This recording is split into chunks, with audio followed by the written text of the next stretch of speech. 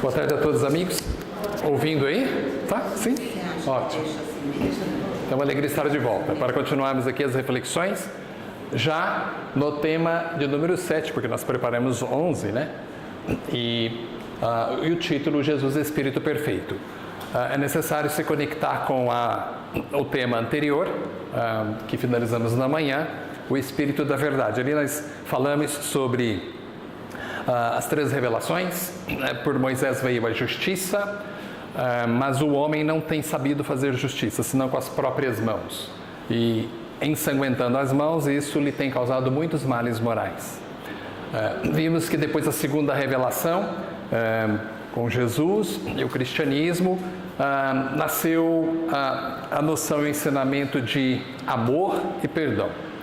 E a doutrina espírita reúne tudo isso e adiciona alguns elementos a mais. Então, a doutrina espírita, a terceira revelação, fala sobre a justiça, porém, por uma nova ótica, um novo olhar.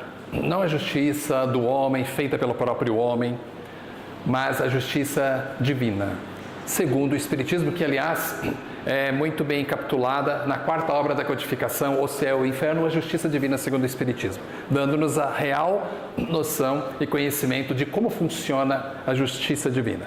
E a doutrina espírita, além de nos mostrar a noção real de justiça, amor e perdão, também adiciona um elemento fundamental, que é o bem, a prática do bem, o valor do bem em nossas vidas, porque isso tudo nos impulsiona para o caminho na direção para Jesus e para Deus. Porque o tema central, então, que vamos tratar agora, é justamente evolução.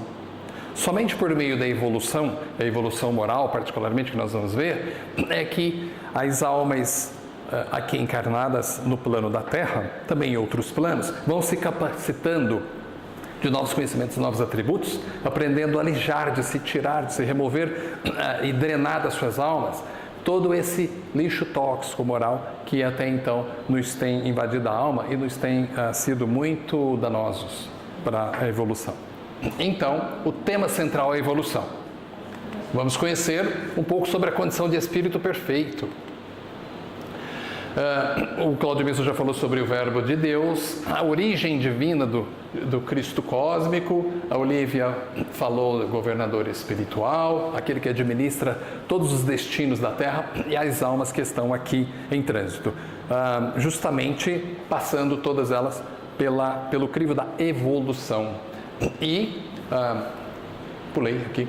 Quem é Jesus? Bom, de início, espírito puro e perfeito. E a doutrina espírita traz ensinamentos valiosíssimos, muito enriquecedores, e nos dá uma noção exata sobre como tudo isso acontece. O que não coincide com outras escolas religiosas, outras tradições filosóficas. E então é importante iniciarmos aqui por estes princípios fundamentais do Espiritismo. Há 5 deles. Pelo menos 5, capitulados como os princípios fundamentais, que eles estão esparsos em toda a obra da codificação, particularmente em O Livro dos Espíritos, que é a obra fundamental que introduz o Espiritismo no mundo pelo conceito filosófico. E então, a existência de Deus, a questão 1, OLE, O Livro dos Espíritos.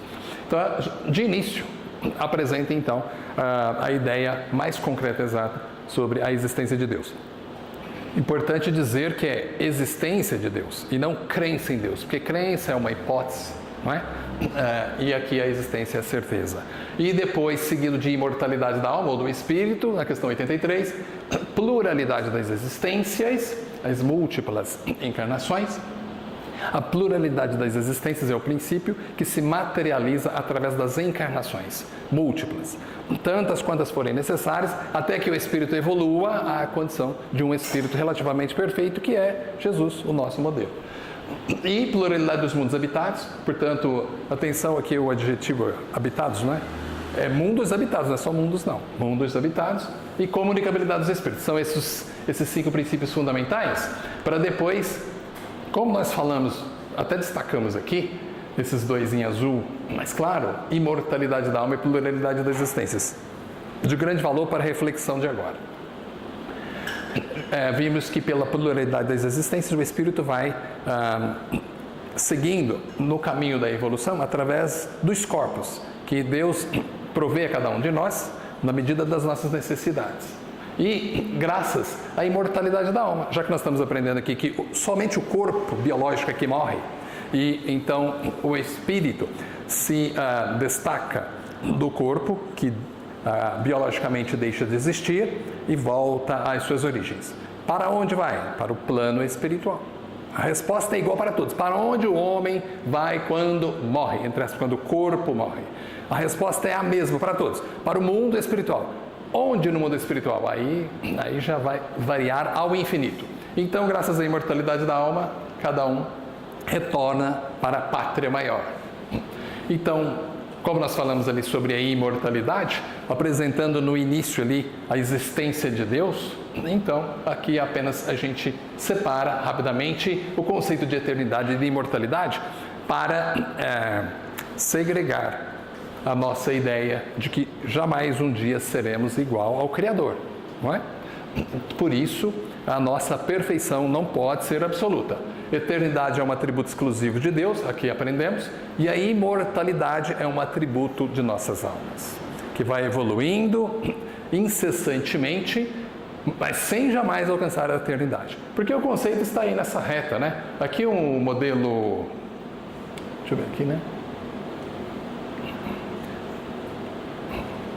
Cadê o... Estraguei tudo, né? Não testou o botão certo antes? Não, temos que voltar. Espera aí. Mas não tem problema. Vamos. Eu acho que é esse aqui, Cláudio, que é o que tem o... É esse aqui, né? Poxa, não testou antes? E aí, então, o símbolo matemático do infinito, ó, não é? Então, o Criador, o que nos difere do Criador e da criatura é justamente aqui, ó, na reta. Como é infinito à esquerda, né? Então é um ser incriado. Né? Não sabemos mais nada sobre isso. Por enquanto, a nossa capacidade intelectual e moral não nos permite avançar além disso, apenas saber. Eternidade, aquele que não teve começo nem fim. Agora, nós tivemos um dia, um começo, um marco zero. Não sabemos quando foi isso, há muito tempo atrás. E, então, isso é o que nos diferencia do Criador, criatura. Mas, aqui já somos... pelo menos semelhantes ao Criador, não é? Por isso fomos criados à imagem e semelhança de Jesus. Por este motivo e outros. Aqui haveremos de evoluir incessantemente. Muito bem. E aí, depois de apresentar os princípios fundamentais, aí nós temos os princípios gerais. Muitos deles. Alguns estão aqui capitulados. Embora dado como lei de causa e efeito, mas também pode ser um princípio. Um princípio de causa e efeito que é um princípio moral. Quando alguém faz o bem para o outro, o bem retorna para si mesmo. Da mesma forma o mal. Se pratica o mal contra aquela outra pessoa, o mal, embora a prejudique, vai sobretudo prejudicar o malfeitor. E aí então essa lei de causa e efeito. O que difere um pouco da lei de ação e reação, embora genericamente todos digam a mesma coisa, que parece ser a mesma coisa, não é. A lei de ação e reação é aquela revelada pela física newtoniana, a física clássica, da mecânica dos corpos, né? Então os corpos celestes, tudo o que envolve o mundo da matéria, a lei da gravidade, então está em ação e reação. Mas a doutrina espírita trata de tudo isso. E a universalidade do ensino dos espíritos, que é um princípio basilar apresentado por Allan Kardec, de grande valor, que o permitiu a própria revelação do espiritismo. Porque ele percebeu que diferentes médiuns, diferentes lugares estavam provendo respostas semelhantes. E ele então foi submetendo perguntas, testando a todos e disse, há uma lógica aqui. E a este princípio ele deu o da universalidade do ensino dos espíritos. E também outro, solidariedade universal. O princípio da solidariedade universal é muito importante, porque não importa para onde o nosso espírito vá, se amanhã nosso espírito deixar a Terra e for evoluir em outro planeta, quaisquer um desses aí nas muitas moradas da casa do Pai, como Jesus disse. Então, tudo é solidário. É solidário, os planos são solidários entre si, de modo que se eu tenho dívidas comigo mesmo, moralmente o meu espírito está maculado, está manchado, está pesado, para onde eu for, levarei aquilo comigo. Eu não vou deixar aqui na Terra. Ah, não, eu cometi crimes lá na Terra, então esse aqui vai ficar lá. Vou começar do zero no outro. Levamos tudo com isso. Aliás, é o que Francisco nos apresentou lá quando Jesus recepciona os capelinos, porque eles não poderiam mais ficar lá no sistema de capela. Aquele plano estava fatalmente destinado a um impulso evolutivo, e os espíritos renitentes do mal disseram: vocês não podem ficar aqui. O peso específico do corpo espiritual deles não os permitiam permanecer lá. Então eles vieram para um outro plano, trouxeram a sua bagagem, todos eles trouxeram a sua bagagem moral. Então, para chegar na evolução espiritual e evolução moral. Parece a mesma coisa, mas não é. Evolução, tudo o que está acontecendo aqui é evolução. A evolução moral da espiritual, na nossa reta aqui, do zero, então, em algum momento, quando nós fomos criados, e agora evoluindo infinitamente. O R ali no meio é a razão. Então, desde o momento em que fomos criados, no dizer da doutrina espírita, simples e ignorantes. Então, são momentos diferentes. Simples em sua constituição, ali no início, e ignorantes aqui na razão, quando nós alcançamos a racionalidade, mas ainda não sabemos lidar muito bem com aquelas novas conquistas. Todos os atributos que o espírito conquista, naquele momento, a faixa inaugural da razão. Então, a evolução espiritual é todo esse percurso aí. Do momento inicial zero, né, que a gente não consegue saber quando é que foi, certamente alguns milhões ou bilhões de anos passados, e então estamos evoluindo espiritualmente. E por isso aqui embaixo, pequenininho, está... Estou com medo de apertar o botão aqui. Então o botão errado. É isso, eu já ia apertar o botão errado. Aqui está, reinos. MVA, mineral, vegetal, animal. Então, para nós espíritas, nosso espírito está evoluindo. Aqui, a doutrina espírita separa um pouquinho os conceitos. Allan Kardec, desde a obra basilar, o Livro dos Espíritos, já apresenta esse conceito. Olha, quando estamos evoluindo aqui através dos reinos, então passamos lá pelo vegetal, pelo animal, então ali ele se chama de princípio espiritual. Ele não denomina ainda de espírito. Aí quando... Depois de uma extensíssima viagem evolutiva, passando por esses reinos, alcançamos a razão. Os primeiros raios de razão, quando a gente começa a pensar de forma contínua. E aí, quando esse momento acontece, e isso já se deu há muito tempo entre nós, esses atributos novos surgem, mas nada é de graça. Então Deus nos dá a razão, começamos a pensar de forma contínua e linear, mas também passamos a assumir a responsabilidade pelos nossos atos. Aí surge então o livre-arbítrio, que aliás é um outro importantíssimo princípio ensinado pela doutrina espírita. E aí, a partir da razão, e aí continuando a evoluir, olha, nós já evoluímos muito na escala da evolução espiritual. Agora iniciamos a moral. A diferença é que a evolução moral, quando nós começamos a fazer escolhas e assumir a responsabilidade por essas escolhas. No início, ignorantes, brutos, muito mais primitivo, então não tínhamos noção nenhuma disso. É por isso que surge o que nós denominamos de mal. Naquele momento, ignorantes de tudo isso, de qualquer noção de espiritualidade, de divindade, porque isso vem mais tarde. Aqui, na verdade, nós éramos como uma verdadeira fera, tirando a vida do outro ali por nada, porque não tínhamos noção de civilidade, de moralidade. Isso veio com o tempo. Então, é uma prova incontestável de que nós já evoluímos muito. E aí, então, a partir da razão e infinitamente, iniciamos o nosso estágio de evolução moral, que é justamente todos esses valores intrínsecos à nossa alma. Aí começamos, então, a aprender a desenvolver as noções do bem e a sua importância em nossas vidas, porque parece que o mal chega primeiro, mas o bem sempre vence. Então, falando de tempo de evolução, aquela evolução espiritual toda, aí André Luiz, E2M aqui embaixo, estou com medo de apertar o botão. E2M é evolução em dois mundos.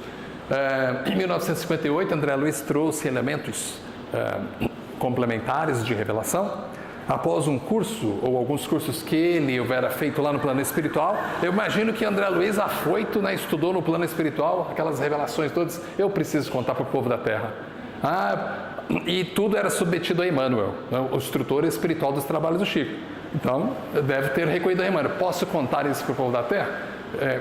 O Chico falava que ele apresentava uma história toda e Emmanuel pedia sempre para cortar, divide por 2, corta em 4 partes, o que sobrar ainda divide por 2. Então ele contava só um pedaço, porque ele recebeu muitas informações além que ainda nós não seríamos capazes de compreender.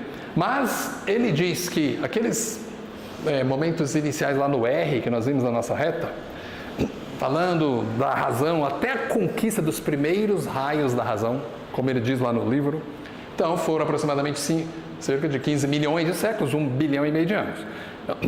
Apenas nos dando uma noção de o tempo de evolução a que todos nós já fomos submetidos, né? Ele fala lá desde o protoplasma. Então, seres unicelulares começando no fundo tépido do oceano, não é? Então, uma longa, extensa viagem. 15 milhões de séculos, um tempo aí, considerável.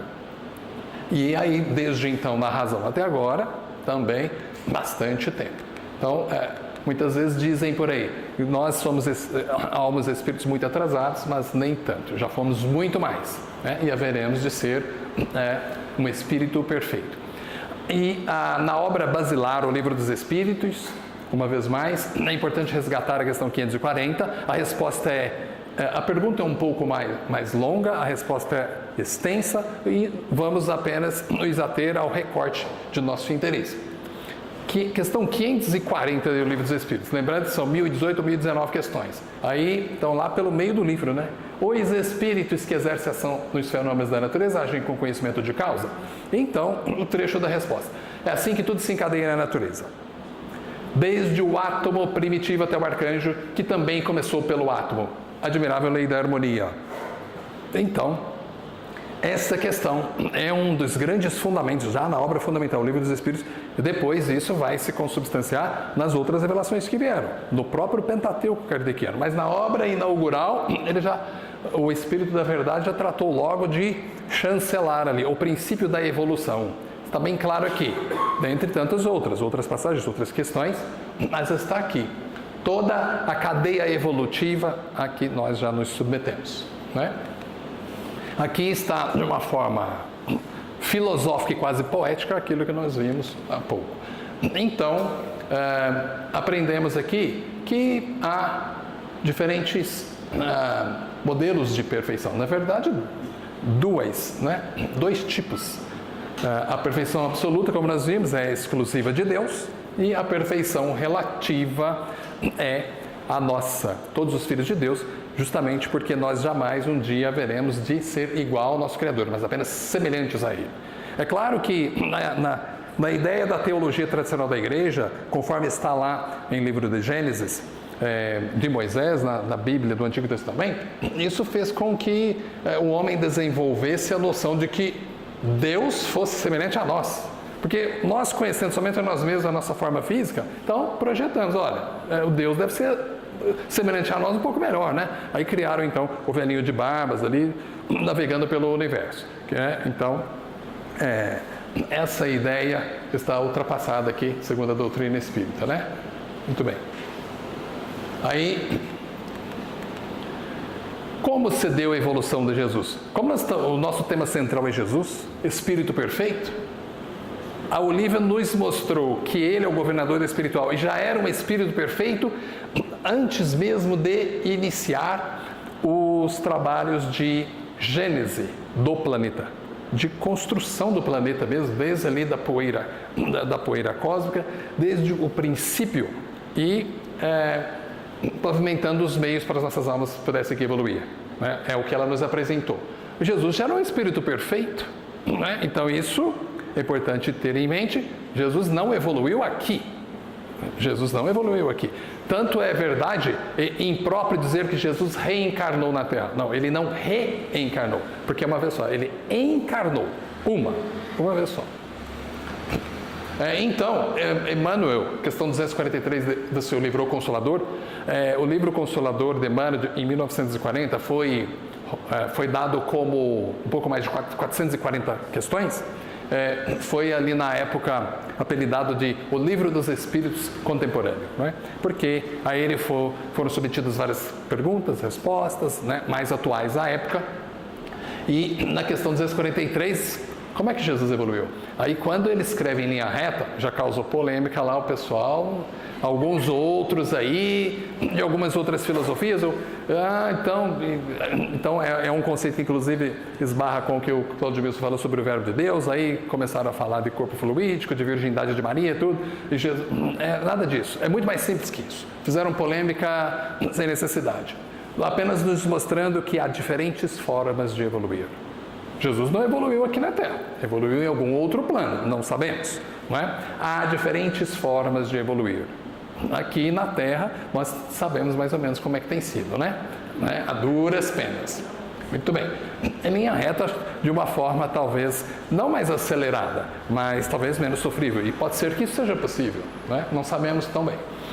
E aí, a Joana de Ângeles fala sobre Anima e Animus, isso é extraordinário.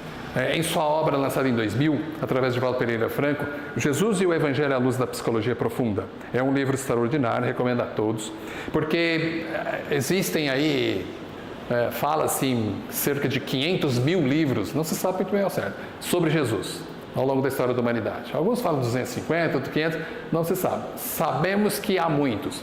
O dela é distinto. Por quê? Como todo o pensamento de Joana de Ângeles está calcado na psicologia analítica de Carl Gustav Jung, né? Então ela é bem junguiana. E aí então ela empresta ali do vocabulário dele os arquétipos que ele criou. Anima e animus. Ali representando então a vertente anima, é a vertente feminina de nosso espírito. Animus é a vertente masculina de nosso espírito. Todos nós temos anima e animus. Ao longo da evolução, quando nós alcançarmos a perfeição relativa, como Jesus já alcançou, nós teremos o perfeito equilíbrio entre o anima e o animus. Será perfeito. Nesse ínterim, quando é como se fosse uma balança em perfeito equilíbrio. Quando algum desequilíbrio surge aqui em nosso comportamento na Terra, determinadas formas de comportamento que estão em estudo, muitas vezes lotando consultórios, o psiquiatra, o neurologista, tudo, por alguns distúrbios que acontecem. Porque ainda não há uma plena identificação e integração entre o ânima e o ânimos, mas a nossa evolução vai propiciar este equilíbrio. Ainda que doa um pouquinho, às vezes dói, não é? Jesus e o Evangelho à Luz da Psicologia Profunda. Pois é só a pergunta, buscar lá Jesus, Joana de Ângeles, vai vir esse 2000. É excelente o livro.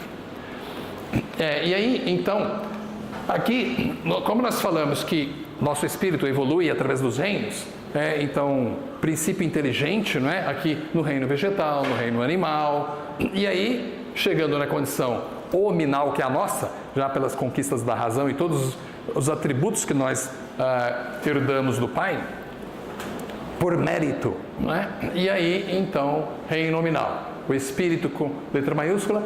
Aqui, isso é importante dizer. Aqui nós temos os corpos e aqui nós temos a essência espiritual. Ora, a evolução só acontece na união entre a essência espiritual, o princípio espiritual, o nosso espírito, ou a alma, né? O espírito encarnado, que ao longo da evolução vai passando pelos reinos, ocupando os corpos que cada reino oferece para o nosso princípio espiritual evoluir, para o nosso espírito evoluir. Então, aqui é a gênese orgânica de que falou Allan Kardec, aqui é a gênese espiritual.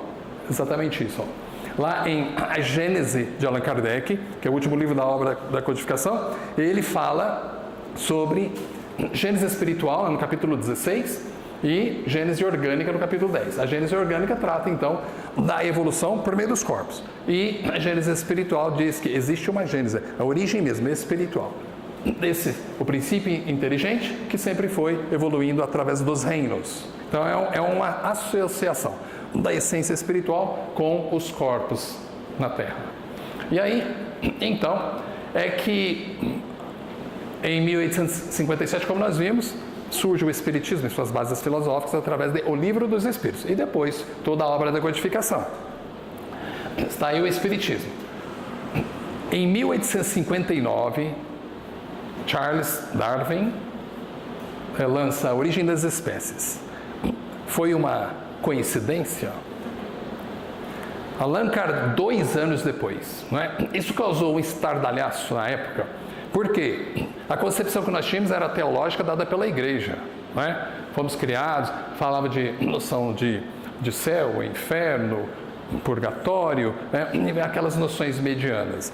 E que os espíritos criados perfeitos, como no caso de Adão e Eva, ou Lúcifer, né? Enfim, aquela ideia incorreta e inconcreta. E aí, então, Darwin lança A Origem das Espécies, mostrando ali em suas teses a noção clara, a convicção de que houve evolução. A abordagem de darwinismo não tem nada a ver com coisas espirituais. A base é puramente biológica. O seu estudo é puramente biológico. Foi assim mesmo que Jesus quis. Então, Darwin, eu te preparo, vai lá, ao nosso administrador, governador espiritual, vai lá e prova que nós viemos, por exemplo, dos primatas. O pessoal não vai gostar, nem a igreja, mas vai lá e diz isso, prova. Então, ele lança o darwinismo, justamente 2 anos depois de a doutrina espírita apresentar toda a gênese espiritual. Olha, então nós evoluímos, há espíritos evoluindo através dos corpos. E aí, como tudo precisa, a ciência precisa provar, então o darwinismo veio pelo lado científico, embora a academia científica não tenha admitido, aí ele diz, então estamos evoluindo aí, é a prova. E aí, isso causou um furor, né? Evolucionismo versus o criacionismo. O evolucionismo é o que nós estamos estudando aqui, é o que a doutrina espírita apresenta. Vamos evoluindo infinitamente até que a gente alcance a condição de um espírito relativamente perfeito, à direita de Deus Pai, né? Como Jesus mesmo poeticamente nos mostrou. E aí isso afrontou, a teoria do Darwin afrontou o criacionismo, que é justamente, o criacionismo é a evolução que a Bíblia do Antigo Testamento, lá Gênesis de Moisés, ensina. Não é? Então, Adão e Eva foram criados segundo essa teoria perfeitos, eles não evoluíram, seria uma negação à evolução. Foram criados perfeitos. E aí, então, a igreja não gostou dessa teoria, criacionismo de forma alguma, né? A igreja atesta o criacionismo e a doutrina espírita o afasta, mostra o evolucionismo.